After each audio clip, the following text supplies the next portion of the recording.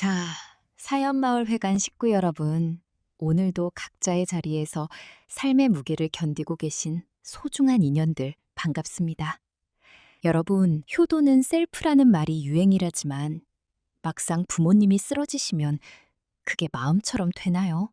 오늘 사연을 보내주신 정희 씨는 평생 아버지에게 딸년이라는 이유로 차별받으며 컸습니다.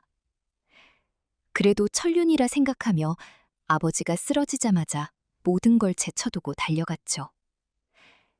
하지만 그 병실에서 정희 씨를 기다리고 있었던 건 아버지의 따뜻한 손길이 아니라 20억 유산을 둘러싼 잔혹한 배신이었습니다.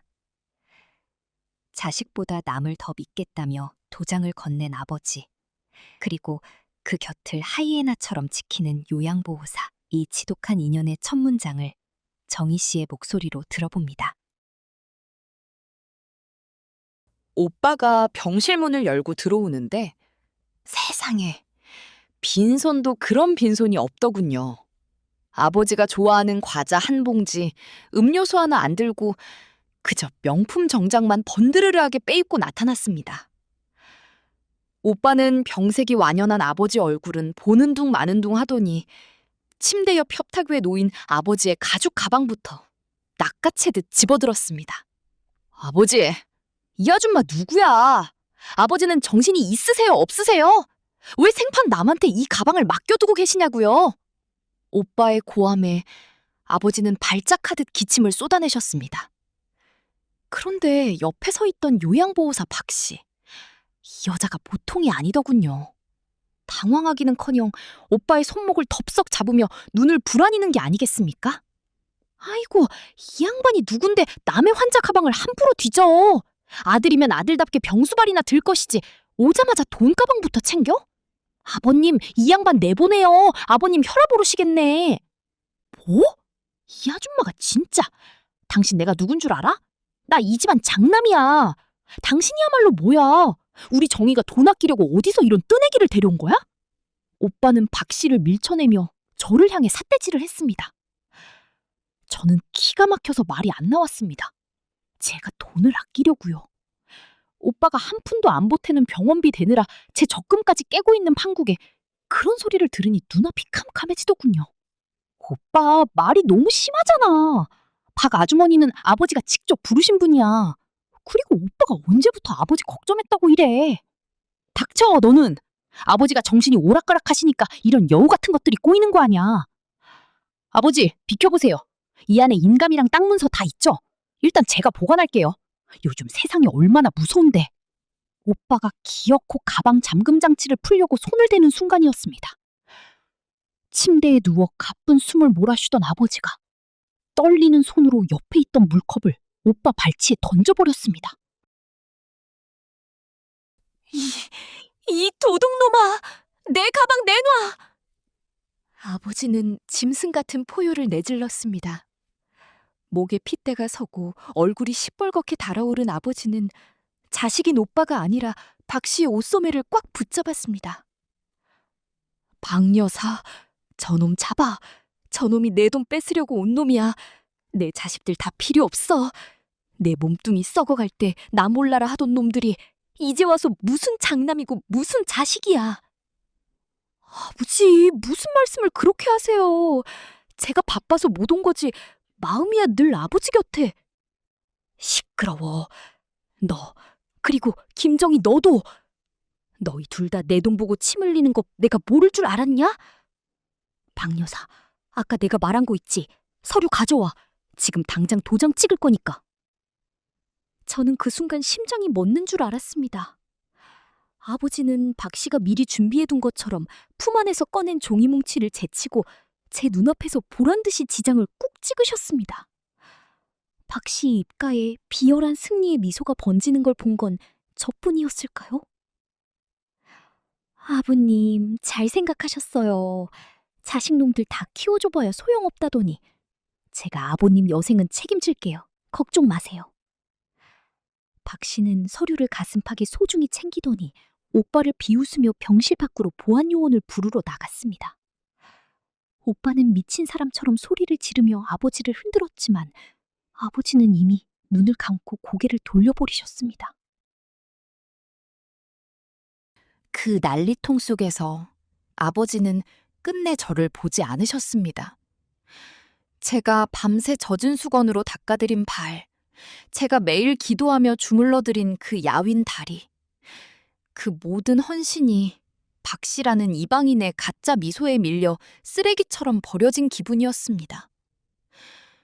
결국 오빠는 병원 보안 요원들에게 끌려 나갔고, 정막이 찾아온 병실 안에는 저와 아버지, 그리고 다시 돌아온 박 씨뿐이었습니다. 박 씨는 제 어깨를 툭 치며 지나가더니 귓속말로 이렇게 속삭이더군요. 정희 씨, 이제 그만하고 집에 가. 아버님이 너 보기 싫대. 이제 이 집 재산 주인 따로 있으니까 괜히 힘 빼지 말고. 저는 그날 밤 병원 옥상에 올라가 밤하늘을 보며 미친 듯이 웃었습니다. 평생을 아버지만 바라보고 살았던 제 인생이 너무나 가여워서, 그리고 그 20억이라는 숫자가 부순 우리 가족의 껍데기가 너무나 추악해서 눈물조차 나오지 않았습니다. 하지만 이장님, 그게 끝이 아니었습니다. 제가 며칠 뒤 박 씨가 잠시 자리를 비운 사이 아버지의 베개 밑에서 발견한 그 종이 조각.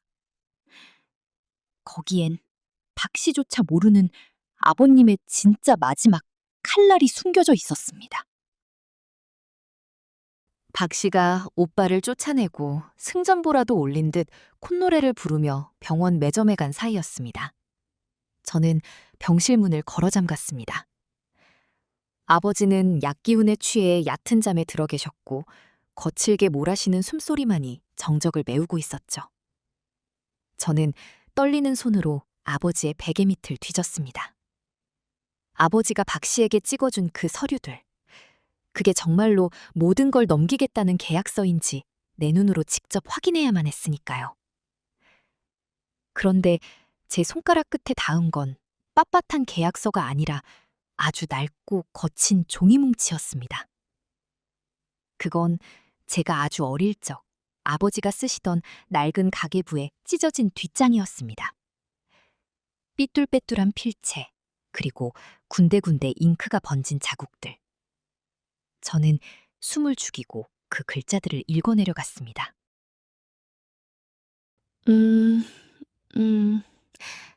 그때 아버지가 눈을 뜨셨습니다. 초점이 흐릿한 눈으로 저를 바라보시더니 힘겹게 손을 뻗어 제 거친 손등을 덮으셨습니다. 6개월 만에 처음 닿는 아버지의 온기였습니다. 정이야, 돈은 독이다. 너는 그냥 사람으로 살아라. 예비처럼 괴물로 죽지 말고. 아버지는 그 말을 끝으로 다시 깊은 잠에 빠져드셨습니다. 저는 아버지의 야윈 손을 붙잡고 얼굴을 묻었습니다. 평생 저를 차별하고 무시했던 그 모진 말들이 사실은 저를 지키기 위한 비겁하고도 처절한 방패였다는 사실이 제 심장을 도려내는 것 같았습니다. 하지만 감동할 틈도 없었습니다. 병실 밖에서 구두굽 소리가 들려왔습니다. 박 씨였습니다. 저는 급하게 종이를 주머니에 찔러 넣었습니다. 문을 열고 들어온 박 씨의 눈빛은 아까보다 훨씬 더 서늘하고 날카로워져 있더군요.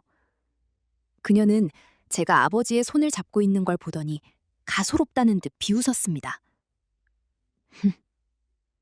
정희 씨, 아직도 미련이 남았어? 아버님이 방금 나한테 건물 하나 넘기기로 하셨는데 이제 곧 변호사 올 거야. 따님은 가서 짐 싸. 이제 여긴 보호자 자격 없어. 저는 박 씨를 똑바로 쳐다보았습니다. 아버지가 설계한 그 지옥의 덫에 발을 들인 가엾은 맹수를 보듯 말입니다. 어머니, 정말 그 서류가 진짜라고 믿으세요? 우리 아버지가 그렇게 호락호락한 분인 줄 알았나 봐요. 박 씨의 얼굴에서 웃음기가 싹 가셨습니다. 참으로 지독한 부성애입니다. 딸을 지키기 위해 평생을 악역으로 살기를 자처한 아버지, 그리고 그 아버지의 진짜 진심을 알아버린 딸. 하지만 여러분, 이제부터가 진짜 시작입니다. 요양보호사 박 씨가 가져간 그 도장 찍힌 서류는 대체 어떤 시한폭탄이 되어 돌아올까요? 그리고 그 서류를 빼앗으려는 오빠 철수 씨의 광기는 어디까지 치닫게 될까요? 평생을 모질게 굴었던 아버지가 사실은 딸을 지키기 위해 요양보호사 박 씨에게 가짜 서류라는 덫을 놓았다는 그 소름 돋는 진실. 하지만 여러분, 전쟁은 이제부터입니다. 아버지가 던진 그 가짜 고기를 덥석 문 박 씨, 그리고 그 고기를 뺏기 위해 눈이 뒤집힌 오빠 철수 씨. 두 마리 맹수가 으르렁거리는 병실은 이제 더 이상 치유의 공간이 아닙니다. 정희 씨는 이제 결심했습니다. 아버지가 깔아준 이 피비린내 나는 판 위에서 평생 자신을 머슴처럼 부렸던 사람들에게 가장 우아하고도 잔혹한 복수를 시작하기로 말이죠. 사람이 죽음 앞에서는 정직해진다고들 하죠. 하지만 제 아버지는 달랐습니다. 아버지는 죽음을 앞두고서야 비로소 평생 갈고 닦은 기만의 기술을 가장 화려하게 꽃피우셨습니다. 박 씨가 매점에 다녀온 직후였습니다. 그녀의 손엔 2+1 행사로 사온 캔커피 3개가 들려있더군요.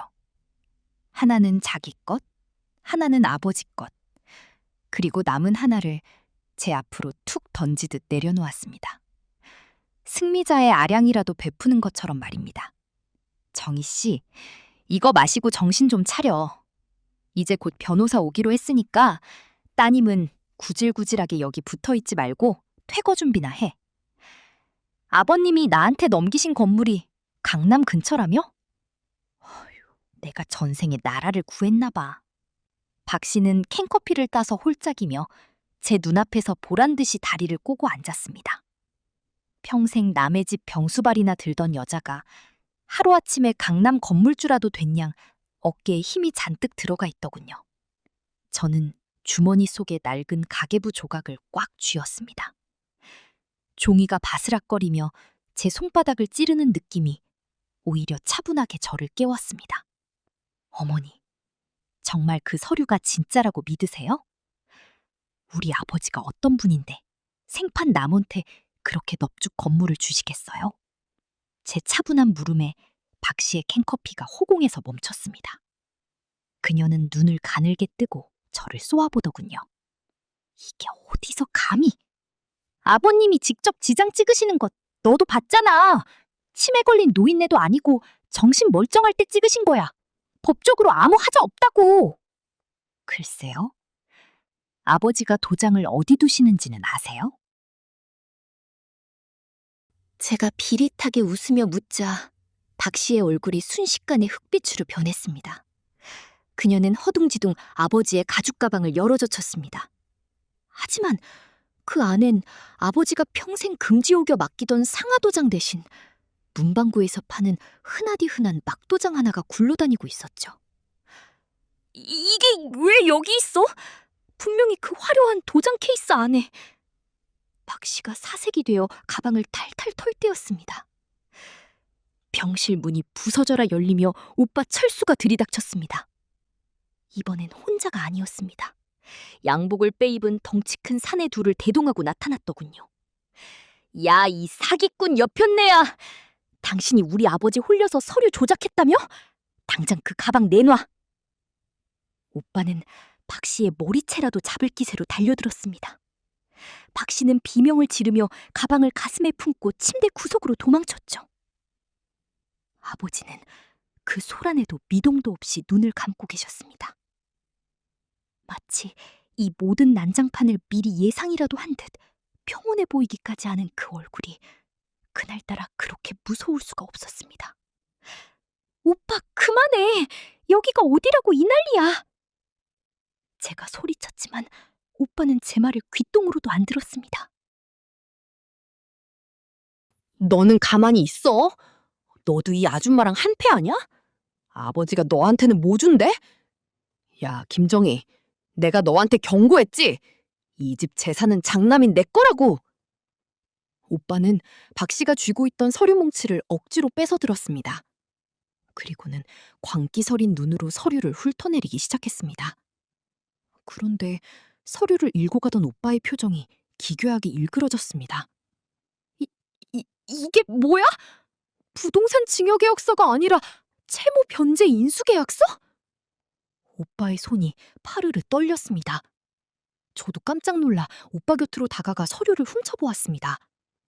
아버지가 박 씨에게 지장을 찍어준 서류는 건물을 주는 증여서가 아니었습니다. 아버지가 과거 사업을 하며 지고 있던 지금은 거의 종이 조각이나 다름없는 수십억 대의 악성 부채를 박 씨가 대신 갚기로 한다는 소름 끼치는 계약서였습니다. 박 씨는 영문도 모른 채 서류를 뺏어들더니 그 내용을 확인하고는 비명을 질렀습니다. 말도 안 돼. 아버님이 나한테 분명히 건물 준다고, 효도하면 건물 준다고 하셨단 말이야. 병실안은 순식간에 아비규환이 됐습니다. 박 씨는 아버지를 흔들며 울고짖었고, 오빠는 그 서류가 가짜라며 제 뺨을 후려치려 했습니다. 저는 그 아수라장 한복판에서 주머니 속 가계부 조각을 떠올렸습니다. 정혜야, 저 탐욕스러운 여자가 철수놈을 물어뜯게 만들 거다. 그래야 네가 그 아수라장에서 도망칠 수 있다. 아버지는 죽음의 문턱에서 당신의 아들을 지키기 위해 딸을 버린 게 아니었습니다. 당신의 아들과 탐욕스러운 타인을 한 울타리에 가두고 서로 물어뜯게 만든 뒤 가장 사랑했던, 하지만 단 한 번도 표현하지 못했던 딸 정혜에게 자유라는 마지막 유산을 남기려 했던 겁니다.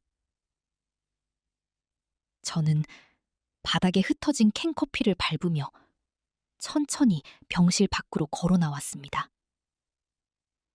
등 뒤에서 박 씨와 오빠가 서로의 멱살을 잡고 싸우는 추악한 소리가 들려왔지만 저는 단 한 번도 뒤돌아보지 않았습니다. 그리고 로비로 내려온 제 앞에 한 남자가 서 있었습니다. 아버지가 돌아가신 줄로만 알았던 20년 전 집을 나갔던 제 친엄마의 변호사였습니다. 병원 로비의 차가운 대리석 바닥 위에 서 있는 그 남자는 마치 박제된 인간처럼 정갈했습니다. 검은 서류 가방을 든 그가 저에게 다가와 정중하게 고개를 숙였을 때 저는 직감했습니다. 아버지가 설계한 이 잔혹한 연극의 진짜 대본은 지금부터 시작이라는 것을요. 김정희 씨 되십니까? 저는 돌아가신, 아니, 지금은 요양원에 계신 서순자 여사의 법률 대리인입니다. 서순자. 제 친엄마의 이름이었습니다. 아버지가 바람나서 도망간 년이라며 제 어린 시절 내내 저주를 퍼부었던 그 이름. 그런데 변호사의 입에서 나온 진실은 제가 알던 세상과 너무나 달랐습니다. 여사님은 도망가신 게 아닙니다. 당시 아버님께서 사업 자금을 마련하기 위해 여사님의 친가 재산을 강제로 처분하려 했고, 여사님은 자식들에게 피해가 갈까봐 본인의 지분을 전부 정희 씨 명의로 신탁해두고 몸만 피하신 겁니다. 아버님도 그 사실을 알고 계셨기에 평생 정희 씨를 곁에 두며 감시하고 미워하셨던 거죠. 그 재산이 탐나서요. 손이 덜덜 떨렸습니다. 아버지가 저를 차별하고 딸년이라 부르며 구박했던 진짜 이유. 그건 제가 미워서가 아니라 제가 가진 엄마의 유산이 탐나서, 혹은 그 유산을 제가 알아챌까봐 두려워서 저를 억눌렀던 거였습니다. 그럼 아버지가 지금 박 씨와 오빠에게 던진 그 20억은요? 변호사는 씁쓸하게 웃으며 서류 한 장을 더 꺼냈습니다. 그건 이미 깡통입니다. 아버님이 최근 몇 년간 무리하게 투자하시면서 이미 은행 압류가 들어온 상태죠. 박 씨가 지장을 찍은 그 서류는 실체가 없는 빚더미일 뿐입니다. 하지만 정희 씨, 여사님이 남기신 신탁 자산은 현재 가치로 50억이 넘습니다. 아버님은 마지막까지 이 사실을 숨기고 본인의 빚을 박 씨와 철수 씨에게 떠넘겨 정희 씨의 재산을 지키려는 척 연기를 하신 겁니다. 머리가 깨질 듯이 아팠습니다. 아버지는 저를 사랑해서 지킨 게 아니었습니다. 본인의 빚을 청산하고 자기가 망가뜨린 가문을 어떻게든 유지하기 위해 끝까지 저를 이용한 거였습니다. 박 씨와 오빠를 서로 물어뜯게 만든 건 제가 불쌍해서가 아니라 그들이 제 진짜 재산에 눈독 들이지 못하게 시선을 돌리는 미끼였을 뿐입니다. 저는 다시 12층 병실로 올라갔습니다. 오빠 철수는 박 씨의 멱살을 잡고 내 돈 내놔! 라고 소리치고 있었고 박 씨는 이 노인네가 나를 속였다! 며 울부짖고 있었습니다. 그 아수라장 한복판에서 아버지는 실눈을 뜨고 그 광경을 지켜보고 계시더군요. 제가 병실 문을 열고 들어가자 아버지의 시선이 저에게 꽂혔습니다. 아버지는 제가 변호사를 만나고 온 걸 눈치채신 듯 아주 희미하게, 정말 소름 끼치도록 차가운 미소를 지으셨습니다. 정이야, 이제 네 몫을 챙겨라. 저 하이에나들 내가 다 지워줬다. 이제 그 돈으로 오빠 좀 도와주고. 아버지는 끝까지 아들 철수 걱정이었습니다. 저를 방패막이로 세워 오빠의 빚까지 갚게 하려는 그 노골적인 탐욕. 저는 주머니 속에 있던 낡은 가계부 조각을 꺼내 아버지의 얼굴 앞에 던졌습니다. 아버지, 이 연극 이제 그만하세요. 엄마가 남긴 돈 오빠한테 한 푼도 안 줄 거예요. 그리고 박씨 아주머니가 떠안은 그 빚 아버지가 직접 해결하세요. 저는 오늘부로 이 병실에서 나갑니다. 순간 병실의 소란이 멈췄습니다. 오빠와 박씨 그리고 아버지의 시선이 일제히 저에게 쏠렸습니다. 아버지는 당황한 듯 입술을 파르르 떠셨고 오빠는 뭐? 엄마 돈? 그게 무슨 소리야? 라며 저에게 달려들었습니다. 저는 오빠의 얼굴에 변호사가 준 명함을 던졌습니다. 박 아주머니, 축하드려요. 이제 아버님의 20억 빚은 온전히 아주머니 거예요. 오빠는 이제 그 빚쟁이 아버지를 모시고 평생 고생하며 살아. 나는 내 인생 살러 갈 거니까. 저는 단 한 번도 뒤돌아보지 않고 병실을 나왔습니다. 복도에 울려 퍼지는 오빠의 절규와 박 씨의 비명, 그리고 아버지가 다급하게 제 이름을 부르는 소리가 들려왔지만 그 소리들은 이제 저에게 아무런 의미가 없었습니다. 병원 정문을 나서자 밤새 내리던 비가 그치고 서늘한 새벽 공기가 느껴졌습니다.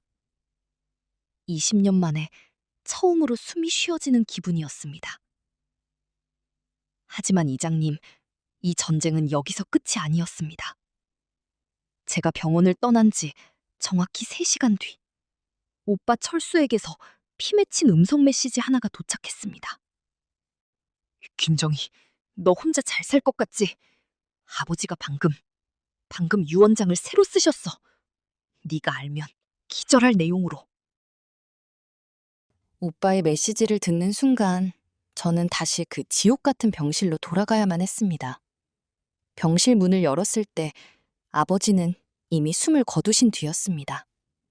창백하게 식어버린 아버지의 손에는 볼펜이 쥐어져 있었고 침대 위에는 휘갈겨 쓴 종이 한 장이 덩그러니 놓여 있었습니다. 오빠는 그 종이를 저에게 흔들어 보이며 광기 어린 웃음을 터뜨렸습니다. 봤지? 아버지가 돌아가시기 직전에 쓰신 거야. 너한테 한 푼도 줄 수 없다고. 네가 가진 엄마 돈까지 다 내놓으라고 여기 적혀 있잖아. 저는 오빠의 손에서 종이를 낚아챘습니다. 하지만 그곳에 적힌 내용은 오빠의 주장과는 전혀 달랐습니다. 아버지는 마지막 순간 평생의 가면을 벗고 오직 저에게만 전하는 비밀 통로를 남기셨습니다. 모든 재산은 사회에 환원한다. 단, 내 딸 정희에게는 서울 외곽의 낡은 컨테이너를 물려준다. 그곳의 열쇠는 내 유품 주머니에 있다. 철수 오빠와 박 씨는 컨테이너라는 말에 코웃음을 쳤습니다. 고물밖에 없을 게 뻔한 창고 따위는 관심도 없다는 듯 그들은 이제 사회 환원을 막기 위한 소송을 준비하겠다며 서로를 헐뜯기 시작했죠. 저는 그 소란을 뒤로하고 아버지의 옷가지 사이에서 녹슨 열쇠 하나를 찾아냈습니다. 경기도 외곽의 황량한 공장지대. 붉은 녹이 슬어 마치 구둠빛처럼 보이는 컨테이너 문을 열었을 때 저는 그 자리에 얼어붙고 말았습니다. 그곳은 아버지가 평생 모은 돈이 있는 곳이 아니었습니다. 벽면을 가득 채운 건 수백 건에 달하는 낡은 금전 출납부와 일기장, 그리고 제가 어릴 적 찍혔던 수천 장의 사진들이었습니다. 그리고 그 한가운데 놓인 누런 봉투 하나. 내 딸 정희에게. 네가 이 글을 읽고 있다면 나는 이미 지옥에 있겠지. 사실 너는 내 친딸이 아니다. 20년 전 내가 네 엄마의 재산을 빼앗기 위해 너를 인질로 잡았던 그날부터 나는 너를 사랑할 자격을 잃었다. 하지만 정희야, 나는 내 친아들 철수보다 너를 더 무서워했고 더 아꼈다. 그 아이는 나를 닮아 괴물이 되었지만 너는 네 엄마를 닮아 사람이 되었으니까. 봉투 안에는 유전자 검사지와 함께 아버지가 지난 20년간 철수 오빠의 도박빚과 사치를 기록해온 비밀 장부가 들어있었습니다. 그리고 그 맨 뒷장에는 박 씨가 그동안 아버지의 약을 바꿔치기 하며 재산을 가로채려 했던 증거 사진들까지 붙어 있었습니다. 아버지가 저에게 남긴 컨테이너는 유산이 아니라 심판의 도구였습니다. 오빠와 박 씨를 단번에 파멸시킬 수 있는 아버지가 평생을 걸쳐 수집한 그들의 범죄 기록들. 저는 일기장을 가슴에 품고 컨테이너 밖으로 나왔습니다. 저 멀리서 돈 냄새를 맡고 쫓아온 오빠와 박 씨의 차 전조등이 보였습니다. 저는 차갑게 미소 지었습니다. 아버지, 당신은 끝까지 나쁜 사람이었지만 덕분에 저는 사냥꾼이 되는 법을 배웠네요. 밤안개를 뚫고 달려온 차 2대가 컨테이너 앞 흙탕물을 튀기며 급브레이크를 밟더군요. 차 문이 열리자마자 튀어나온 오빠 철수와 박 씨의 얼굴은 인간이라기보다는 굶주린 짐승의 형상에 가까웠습니다. 야, 김정희, 너 혼자 여기 숨어서 뭘 챙긴 거야? 당장 내놔! 오빠는 제 손에 든 누런 봉투를 보고 미친 듯이 달려들었습니다. 박 씨 역시 숨을 헐떡이며 제 앞을 가로막더군요. 정희 씨, 좋게 말할 때 넘겨. 아버님이 남기신 금괴라도 숨겨둔 거 아냐? 어차피 그 유언장 내가 가만 안 둘 거야. 저는 두 사람을 번갈아 보며 비릿하게 웃었습니다. 그리고 컨테이너 문을 활짝 열어젖혔죠. 그 안을 가득 채운 수백 건의 낡은 장부와 일기장을 본 두 사람의 눈이 휘둥그레졌습니다. 이게 뭐야? 돈은? 금고는 어딨어? 오빠가 장부 하나를 미친 듯이 뒤졌습니다. 하지만 그 장부 속엔 오빠가 기대했던 숫자가 아니라 오빠가 10년 전 강원도 카지노에서 탕진했던 금액, 그리고 아버지가 몰래 갚아줬던 사채업자들의 이름이 깨알같이 적혀 있었습니다. 오빠, 아버지가 여기다 뭘 남기셨을 것 같아? 20억? 강남 건물? 아니, 아버지가 남긴 건 오빠가 지은 죄들의 영수증이야. 저는 봉투에서 유전자 검사지를 꺼내 오빠의 얼굴에 던졌습니다. 그리고 박아주머니. 아주머니가 아버님 약 바꿔치기 하면서 찍힌 블랙박스 사진들 아버지가 다 여기 모아두셨더라고요. 아주머니가 아버님 잠든 사이에 인감도장 훔치려던 그날 밤 영상도 아버지는 눈을 뜨고 다 보고 계셨대요. 박 씨의 얼굴이 순식간에 시체처럼 하얗게 질렸습니다. 오빠는 바닥에 떨어진 검사지를 읽더니 부르르 떨며 소리를 질렀죠. 뭐? 네가 친딸이 아니라고? 그럼 아버지가 왜 나한테 이 컨테이너를... 아니, 그럴 리 없어. 아버지는 오빠를 너무 잘 알았던 거야. 오빠가 내 엄마 재산까지 탐낼 걸 알았으니까. 그래서 아버지는 오빠를 파멸시킬 모든 증거를 여기다 모아두셨던 거야. 오빠가 저지른 횡령, 팔세, 아버지가 대신 뒤집어 써준 그 모든 것들. 이제 아버지가 없으니 오빠가 다 감당해야지? 저는 휴대폰을 꺼내 미리 대기시켜둔 변호사와 경찰에게 신호를 보냈습니다. 컨테이너 저 멀리서 사이렌 소리가 울려 퍼지기 시작했습니다. 아버지, 이제야 알겠어요. 왜 저를 그토록 차갑게 대하셨는지. 제가 친딸이 아니라는 걸 알면서도 저를 지키기 위해 당신의 유일한 혈육인 철수 오빠를 괴물로 키운 대가를 당신은 죽어서도 치르고 계신 거군요. 저를 방패 삼아 아들을 심판하려 했던 당신의 그 비겁한 사랑. 저는 이제 용서하지 않을 겁니다. 하지만 당신이 준 이 무기는 요긴하게 쓰겠습니다. 오빠는 무릎을 꿇고 제 바짓가랑이를 붙잡았습니다. 박 씨는 도망치려다 진흙탕에 고꾸라졌죠. 저는 그들을 내려다보며 차갑게 속삭였습니다. 오빠, 아버지는 돌아가시는 순간까지 철수 오빠가 사람으로 돌아오길 기다렸대. 근데 오빠는 마지막까지 아버지가 쓴 유언장에 침을 뱉었잖아. 이제 오빠가 갈 곳은 강남 아파트가 아니라 아버지가 미리 예약해둔 차가운 감방이야.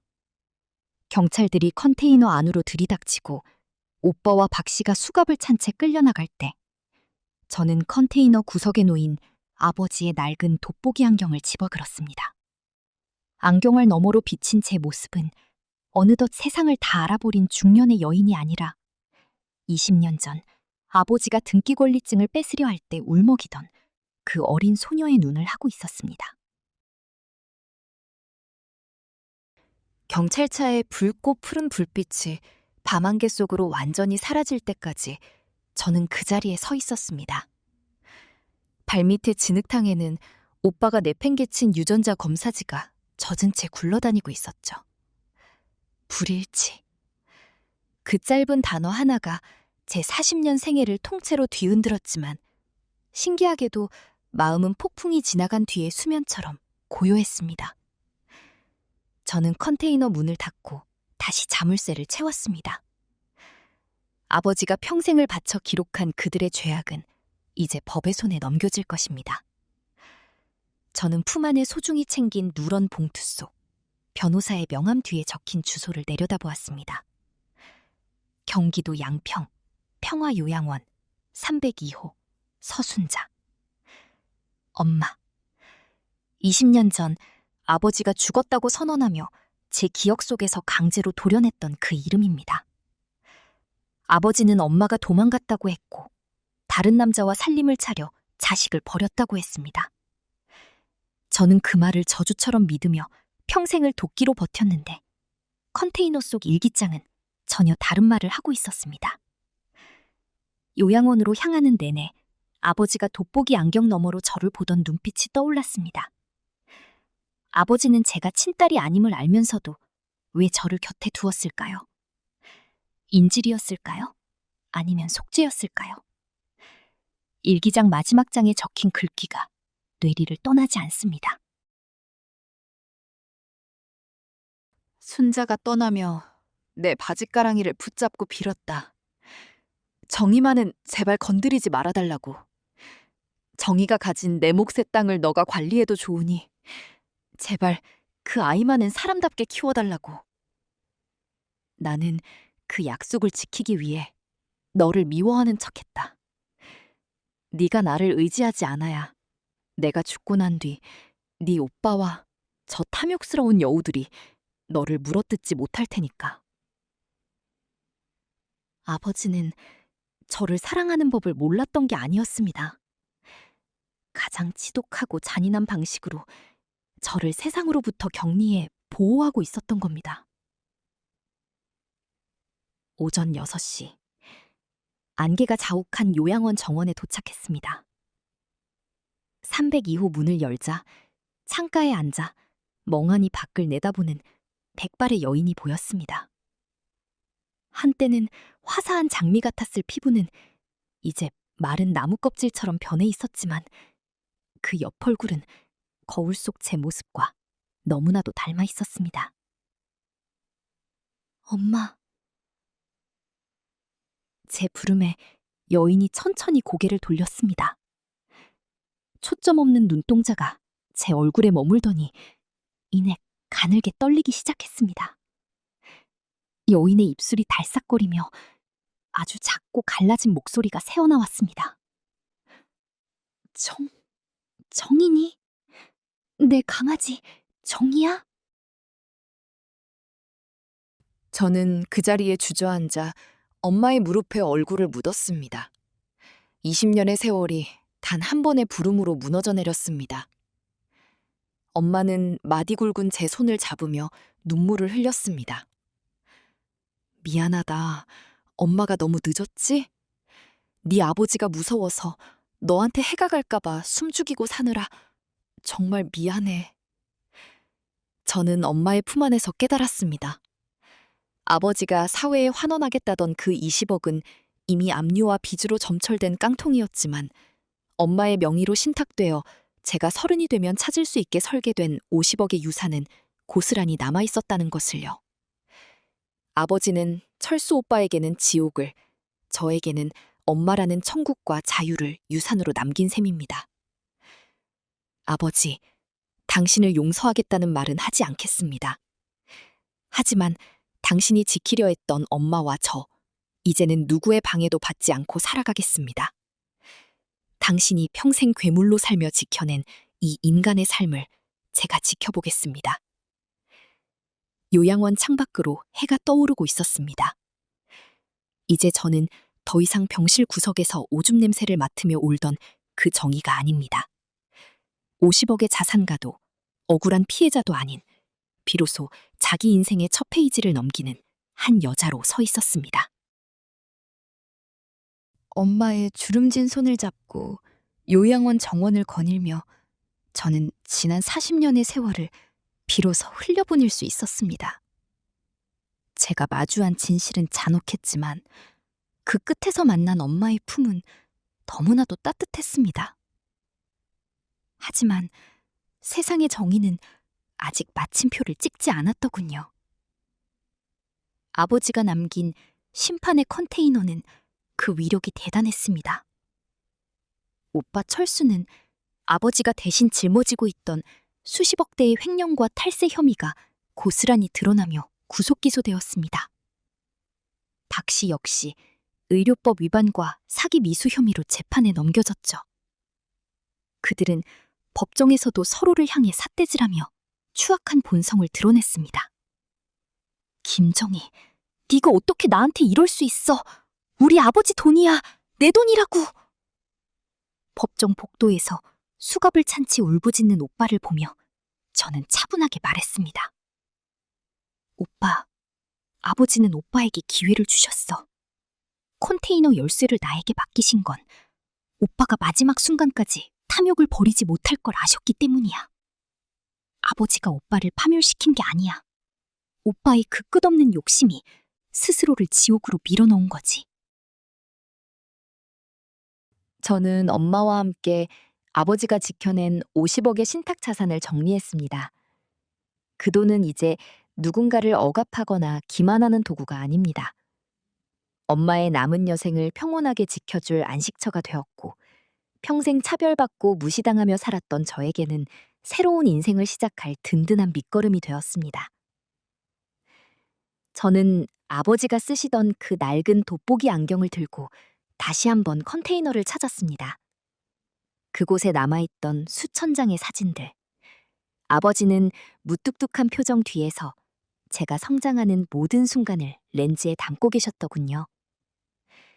제가 초등학교 졸업식 때 혼자 짜장면을 먹던 모습, 첫 취직을 하고 기뻐하던 뒷모습까지. 아버지는 단 한순간도 저를 눈에서 떼지 않으셨습니다. 아버지, 당신이 선택한 그 지독한 침묵이 이제야 이해가 갑니다. 당신은 죄인이었지만 동시에 파수꾼이었습니다. 당신이 지키려 했던 그 작은 불꽃이 이제는 커다란 빛이 되어 세상을 비추려 합니다. 이제 지옥에서의 형벌은 그만 멈추고 그곳에서라도 편히 쉬시길 바랍니다. 참으로 긴 여정이었습니다. 지옥 같은 병실에서 시작해 녹슨 컨테이너를 지나 마침내 엄마의 품으로 돌아온 정희 씨. 여러분, 가족이라는 이름표 뒤에 숨겨진 추악한 욕망이 때로는 우리를 무너뜨리기도 하지만 그 어둠 속에서도 누군가는 묵묵히 사랑의 불씨를 지키고 있다는 사실을 우리는 오늘 정희 씨를 통해 배웠습니다. 비록 그 방식이 뒤틀리고 아팠을지라도 결국 진심은 시간을 이겨내고 우리를 구원하나 봅니다. 이제 정희 씨는 매일 아침 병원 소독약 냄새 대신 양평의 맑은 공기를 마시며 엄마와 함께 웃음꽃을 피우고 있다고 합니다. 20억의 허상보다 50억의 실질적인 유산보다 더 귀한 진짜 나를 찾은 정희 씨의 앞날에 축복만 가득하길 빌겠습니다. 오늘 사연마을의 관, 전재산 20억, 병수발 딸 대신 요양보호사에게 준 사연은 여기서 대단원의 막을 내립니다. 식구 여러분, 오늘도 고생 많으셨습니다. 가족의 손을 한 번 더 따뜻하게 잡아주는 밤 되시길 바랍니다. 안녕히 주무십시오.